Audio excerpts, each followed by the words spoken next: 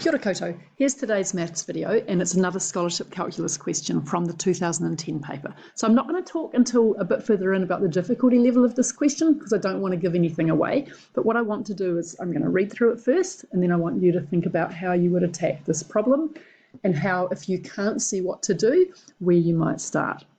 So we're asked to prove that the length L of a tangent line from an external point PQ, whatever that means, to the circle blah, blah, blah, is given by this thing here. Draw a diagram to support your answer.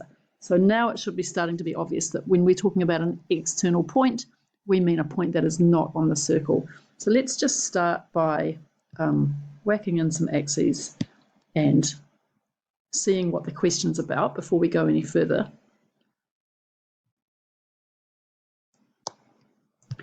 All right, so we know we've got a circle. Let's put the circle here, and we've got an external point here, and we have to figure out the length of the tangent line L from this point here to this circle over here. So the question is something like this. And those of you who've done lots of scholarship work will probably already be getting a clear strategy in your head on how to solve that problem. So we want to find the length from here to this point here. Okay, now I'm going to take a whole bunch of stuff off that graph now because what you should see straight away when you've got an equation for a circle expanded like this is that we want to get that into a form where we can see the center and where we can see the radius, and we do that by completing the square. So if you're just starting out with doing scholarship calculus stuff, completing the square is going to be something that you do over and over in lots of different contexts. So go and do lots of work on that either with a textbook or on Dr. Frost, or send me an email if you need to find some examples. Okay, so we've got x squared plus y squared. What did we have next? Let's have a wee look. X squared plus y squared plus, now very nicely they made it 2gx plus 2fy plus c is equal to 0. So we complete the square on this as follows. We get x plus g squared, take out the g squared plus y plus f squared, take out the f squared plus c is equal to 0. And now I'm going to write that as follows with my constants on the right hand side. So we've got a centre for that circle is at negative g, negative f, and we've got a radius which is the square root of the constant. And now I'm good to go. So I'm going to go back to my diagram and see what we're doing. Well, we've got a centre of the circle at negative g, negative f. So assuming that g and f are positive numbers, then we'll plonk that down here. And we don't know anything about how big that circle is, what the radius is, so I'm just going to draw it like that.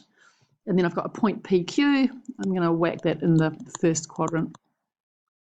I could put it anywhere, right? So what we have to do now is to draw the tangent from that point. We want to show something about the length of that point, a tangent to the circle. Well, we've got a couple of choices, but there's one place we could draw it in. So there's a tangent line from that point to the circle. Take off the ruler. I could have done it for this one down here. And I want to find this length here. Right, so it's the length like that. I'm going to call that length, what did we call it here? We called that length L.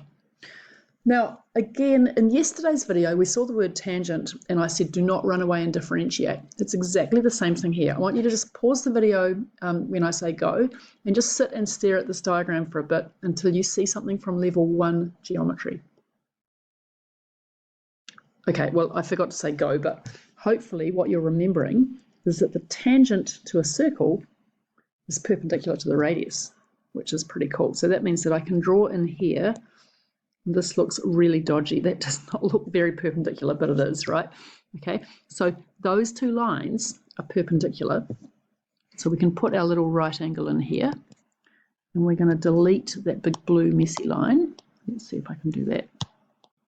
Oh, that wasn't meant to happen. Let's put the line segment back in. So here's my tangent here. And hopefully what you see now straight away as a Pythagoras situation, right? I've got a right angle triangle starting to form, so I can draw in this. And we're not going to do any calculus, we're just going to do some Pythagoras and coordinate geometry work. We've got this point here, which is the centre of the circle, but we know that that point is negative g, negative f. And I'm going to put some labels on. What will I call the centre? I'm going to call the centre of the circle big O. That's O. We'll make this A here, and we'll make this point here B. Or I think we were, or no, we weren't given a label for that point. So we can make a statement about Pythagoras' theorem. So by Pythagoras,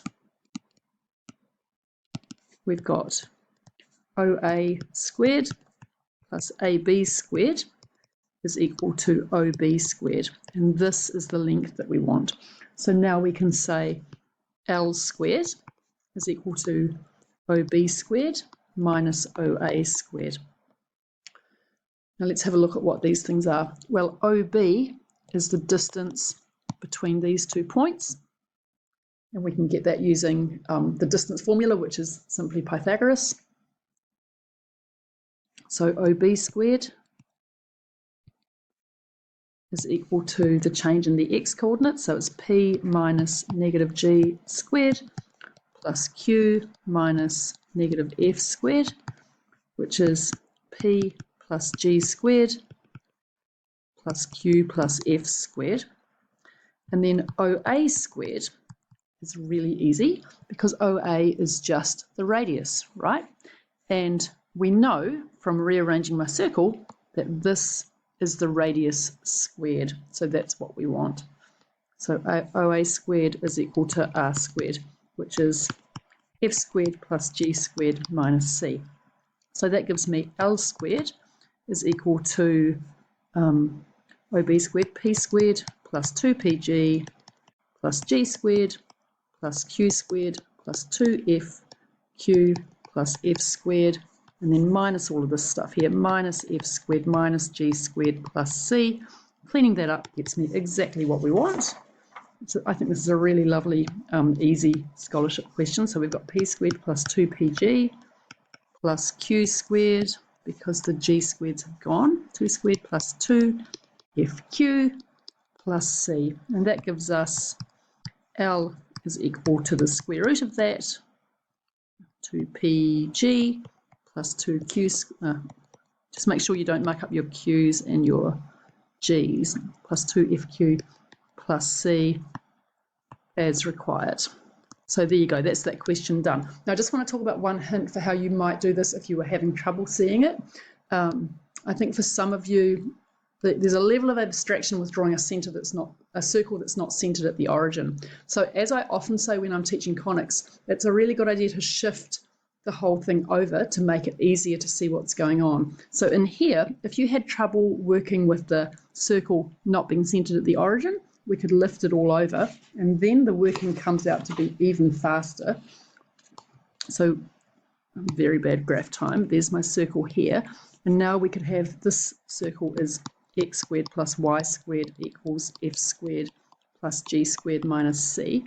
So we've shifted that all over, and then we also have to shift that external point over by g and f units. So the external point now will be at p plus g and q plus f, right? But the Pythagoras thing, I don't know, I think it's probably a tiny bit easier to see that right angle triangle if you do it that way, and then it's really obvious what to do from there, and your distances will fall out very easily because this point here is 0, 0, right? So that's just another way to think about it. You don't need to do that in this question, but always looking at conics, including circle problems, and thinking about how we can transform things to simplify the problem is a really useful skill to build up over the next year. Thanks for watching. I'll be back tomorrow with another video, but it might be a level 3 one tomorrow. I'll see what I'm up to.